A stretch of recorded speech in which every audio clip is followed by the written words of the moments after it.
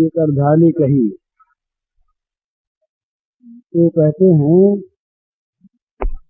सब करमत खगनायक येहा, करी राम पद पंकज नेहा।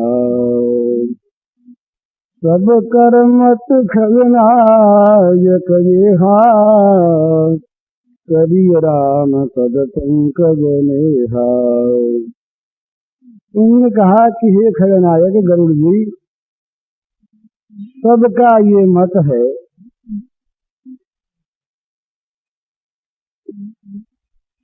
कि भगवान के चरण पंकज में, चरण कमलों में प्रेम किया जाए। ये भगवत चरणारविंद का जो प्रेम है, कि यही जीव का अंतिम पुरुषार्थ है। हमारा प्रेम जगह जगह बिखरा हुआ है, इसी से वो प्रेम वास्तविक प्रेम के रूप में नहीं परिणत हो सका। ये बिखरा हुआ प्रेम राग है। जगह जगह वो फैला हुआ है विभिन्न वस्तुओं में। जब विभिन्न वस्तुओं में प्रेम फैला हुआ होता है तो उसे राग कहते हैं। और जहाँ राग है वहाँ राग का प्रतिद्वंद्वी द्वेष है। ये राग जहाँ होता है वहाँ द्वेष होता ही है, जहाँ द्वेष होता है वहाँ राग होता ही है। इन दोनों में से यदि कोई एक को छोड़ दे तो दूसरा अपने आप चला जाता है। संसार में यदि सबके प्रति द्वेष रहित मनुष्य हो जाए,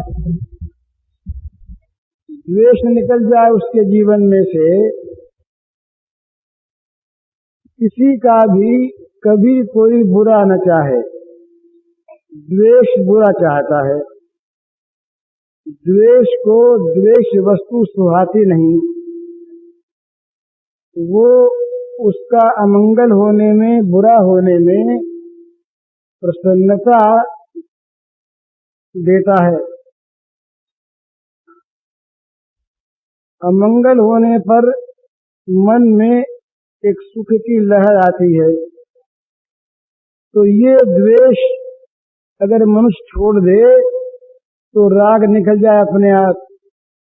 इसी प्रकार यदि राग निकाल दे, संसार की किसी वस्तु में मन का फंसा रहना, इसका नाम राग है। राग माने मन की फंसावट। किसी वस्तु में जो राग होता है वो उसमें मन को फंसा देता है। तो राग क्यों होता है? राग होता है उस वस्तु के बार बार चिंतन से, उसके देखने से, उसके सुनने से। क्या देखना सुनना छोड़ दे? छूटता नहीं।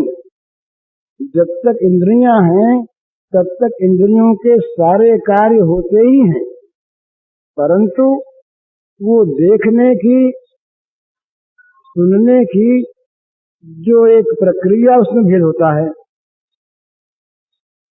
यदि वश में की हुई इंद्रियां हों और यदि उन इंद्रियों के मूल में राग द्वेष न हो, तो उन इंद्रियों के द्वारा जो विषयों का आचरण है वो दुखदायी न होकर सुखदायी होता है। भगवान ने बताया, राग द्वेष वियुक्तैस्तु विषयान इंद्रियैश्चरन् आत्मवश्य विधेयात्मा प्रसादमधिगच्छति प्रसादे सर्व दुखानां हानिरस्योपजायते। भगवान कहते हैं कि राग द्वेष रहित वश में की हुई इंद्रियों के द्वारा जिसका मन वश में है, ऐसा पुरुष यदि विषयों का आचरण करता है तो उसको प्रसाद की प्राप्ति होती है।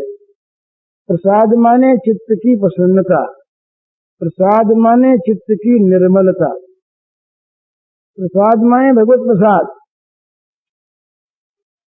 तो प्रसादे सर्व दुखानां अनिरस्योपजायते।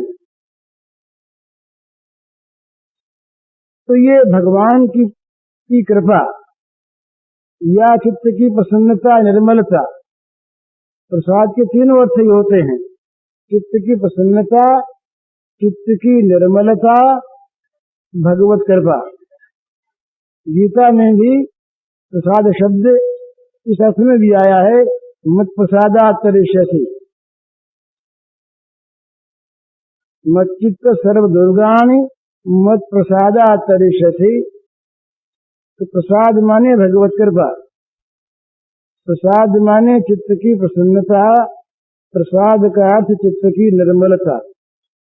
तो ये जब निर्मलता प्राप्त हो जाती है, प्रसन्नता प्राप्त हो जाती है, तो क्या होता है कि सारे दुखों का विनाश हो जाता है। प्रसादे सर्व दुखानां हनरस्योपजायते। वही इंद्रियों का विषयों में भटकना महान से महान दुख की उत्पत्ति का हेतु, वही इंद्रियों के द्वारा विषयों का भोग परिणाम में दुखदायी, यही संस्पर्शजा भोगा दुख योनयेवते। जितने भी संस्पर्शज भोग हैं ये सब के सब दुख योनि हैं, दुखों की उत्पत्ति के स्थान हैं। और यही इंद्रियों का विषयों में विचरण करना यदि इस रूप में हो, भगवान के लिए हो, भगवान की सेवा के लिए हो, किसी विषय में चित्त आकर्षित होकर न जाए, जहां लगाया जाए वहां जाए,